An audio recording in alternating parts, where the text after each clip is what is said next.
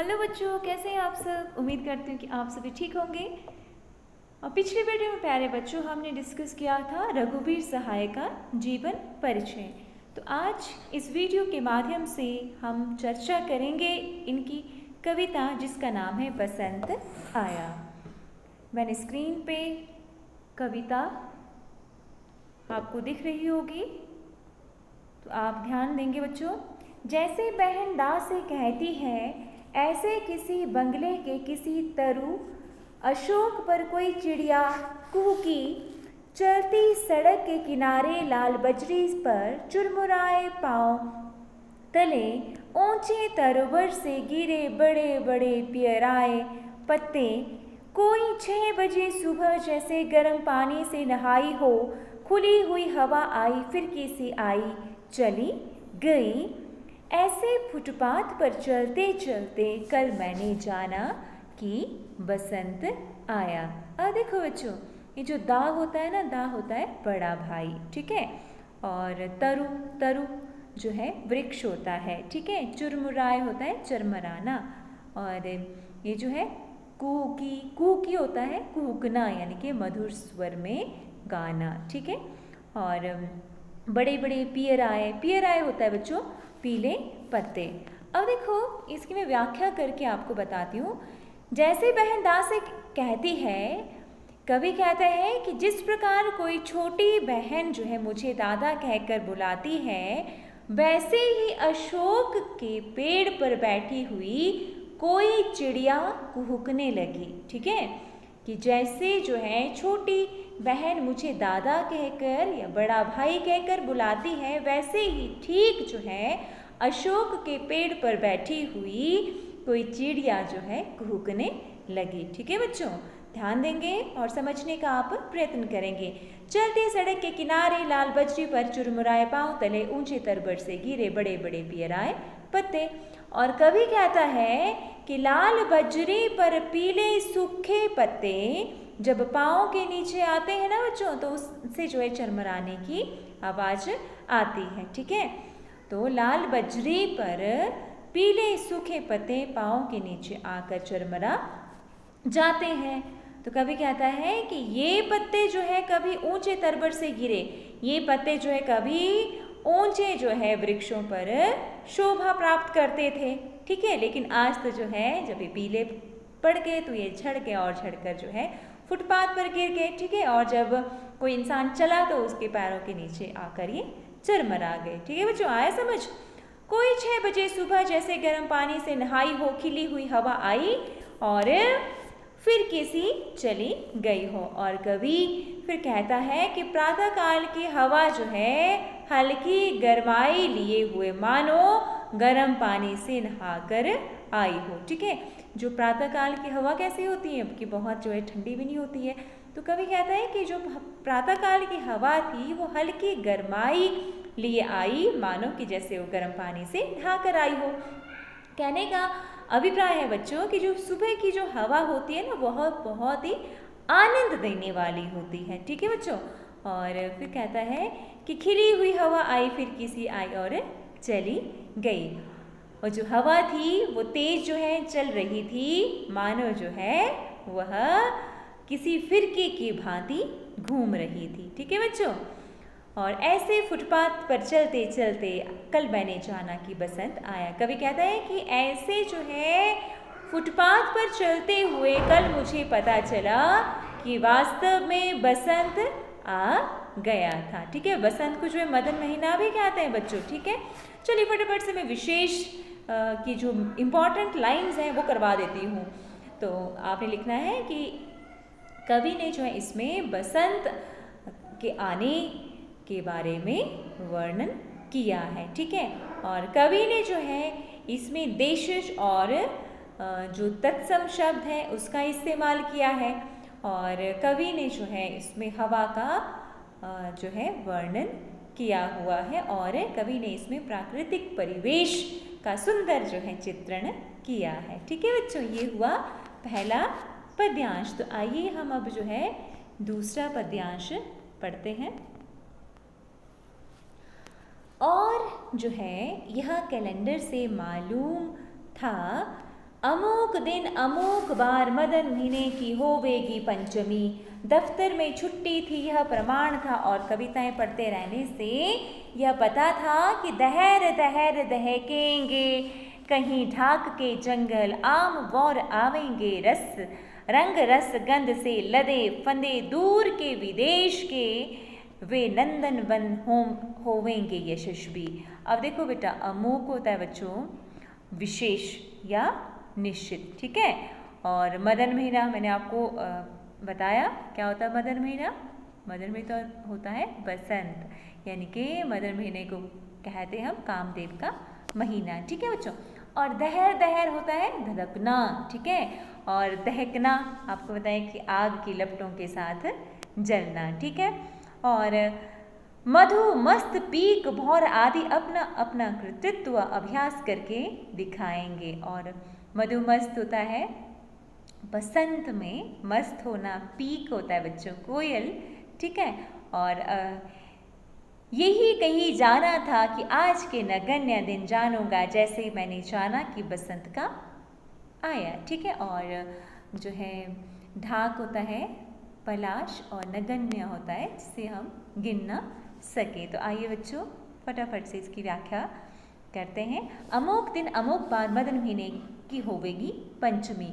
अब कवि कहता है कि मुझे जो है कैलेंडर से पता था कि बसंत मास की जो पंचमी है इस निश्चित दिन को पड़ेगी। आजकल हम कैसे जो है याद रखते हैं कि कब जो है अमावस्या, पूर्णमासी, पूर्ण पंचमी कब पड़ रही है, हम कैलेंडर ही देखते हैं ना।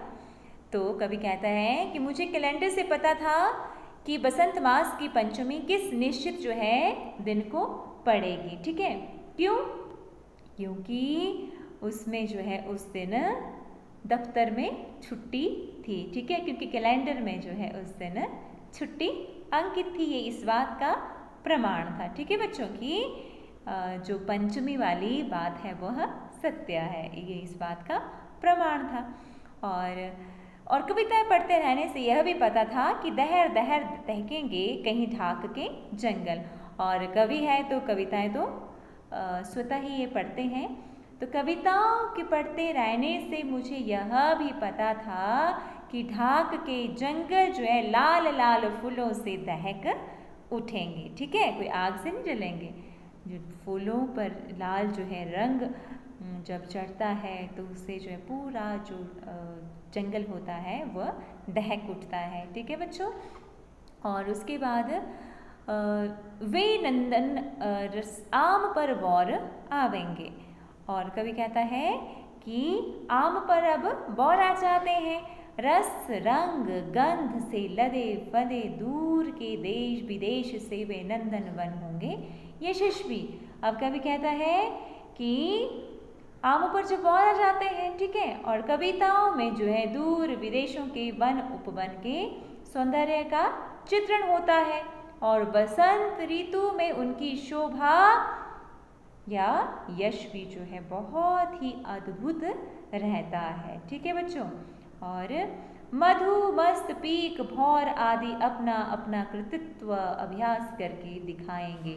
और कवि कहता है कि बसंत की मस्ती में झूमे हुए यह कोयल और यह ए भंवरे अपने अपने जो है जो इनको आता है जैसे गायन या नृत्य कलाओं का ये प्रदर्शन करेंगे, ठीक है बच्चों। यह भी जो है कविता से ही जो है शहर में रहने वाले लोगों को इन सब बातों का पता चलता है। यही नहीं जाना था कि आज के नगण्य दिन जानूंगा, जैसे मैंने जाना कि बसंत आया।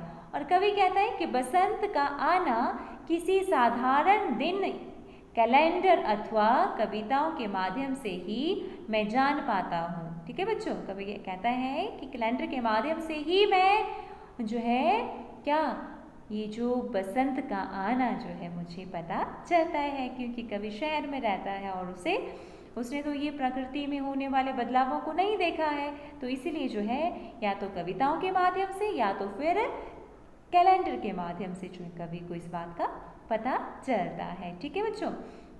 और आज मैंने जाना कि बसंत आया। कवि कहता है कि आज मुझे पता चला कि वास्तव में जो है बसंत आ चुका है। ठीक है बच्चों, ये है बसंत आया कविता। तो चलिए इसके साथ ही हम जो है तोड़ो कविता बहुत छोटी सी है, इसको भी हम पढ़ लेते हैं। तोड़ो तोड़ो तोड़ो ये पत्थर ये चट्टाने ये झूठे, टूट बंधन टूटे तो धरती का हम जाने, सुनते हैं मिट्टी में रस है जिससे उगती दूब है, अपने मन के मैदानों पर व्यापी कैसी ऊब है, आधे आधे गाने। अब देखो बच्चों, दूब घास होता है, ठीक है। एक द्रव्य वो भी होती है जिसको जो है हम पूजा में भी यूज़ करते हैं, ठीक है। और व्यापी होता है फैलना। अब देखो इस कविता के माध्यम से जो है कवि जो हमारे समाज में व्याप्त रूढ़ियाँ हैं ना बच्चों, जो बंधन है उनको तोड़ने के बाद कवि कहता है, ठीक है। तोड़ो तोड़ो तोड़ो ये पत्थर ये चट्टाने, कवि कहता है कि हमें इन पत्थरों इन चट्टानों को तोड़ देना चाहिए, ठीक है बच्चों। ये झूठे बंधन टूटे, ये सब बंधन झूठे हैं, इसीलिए जो इन्हें तोड़ना भी ज़रूरी है। तो धरती को हम जाने, जब ये झूठे हम बंधन तोड़ेंगे तो वास्तव में जो है हम धरती को पहचानेंगे, अर्थात जब इन पत्थरों को तोड़ेंगे तो धरती में छुपी हुई नरमाई को हम महसूस कर पाएंगे। सुनते हैं कि धरती में रस है, कवि कहते हैं कि हमने सुना है कि धरती में जो है रस है जिससे उगती दूब है और उसमें जो है दूब उत्पन्न होती है, अपने मन के मैदानों पर व्यापी यह कैसी ऊब है। परंतु कवि कहता है कि हमारे जो है मन के मैदानों पर भी ऐसी ही घास जो है छाई रहती है, ठीक है, ऐसे ही जो है मैल छाई रहती है, तो इसका जो है हटना बहुत ज़रूरी है। आधे आधे गाने, कवि कहता है कि हर जो है चीज़ जीवन में आधी अधूरी है, इसीलिए जो है इन चीज़ों का टूटना जो है बहुत ही ज़रूरी है। अब नेक्स्ट जो है इसका दूसरा मैं आपको बताती हूँ। तोड़ो तोड़ो तोड़ो ये उसर मंजर तोड़ो, ये चरती पड़ती तोड़ो, सब खेत बनाकर छोड़ो, मिट्टी में रस होगा तो जब वह पोसेगी बीज को, हम इसको क्या कर डालें, इस अपने मन के खींच को गोड़ो गोड़ो गोड़ो। अब देखो बेटा, उजर होता है बंजर, चरती पड़ती होता है जो हमारी भूमि होती है ना, जिसको हमने पशुओं इत्यादि के चराने के लिए खाली छोड़ रखा होता है। पोसे ये होता है पालन पोषण करना। अब कभी कहता है कि तोड़ो तोड़ो तोड़ो ये उसर बंजर तोड़ो, कभी कहता है कि यह अनुपजाऊ और बंजर धरती की कठोरता को तोड़ना जो है बहुत ज़रूरी है। ये जो बंजर धरती की जो है कठोरता है, अर्थात इसकी जो सख्त परतें हैं ना, उनको तोड़ना बहुत ज़रूरी है। यह जो पशुओं के लिए चरागाह के लिए हमने बंजर भूमि जो छोड़ी हुई है, इस पर भी हल चलाना ज़रूरी है। जब जो है ऊपर की सख्त परतें हटेगी तभी जो है हम उपजाऊ मिट्टी तक पहुंच पाएंगे, ठीक है बच्चों। तो कवि जो है कहता है कि इन सब चीज़ों का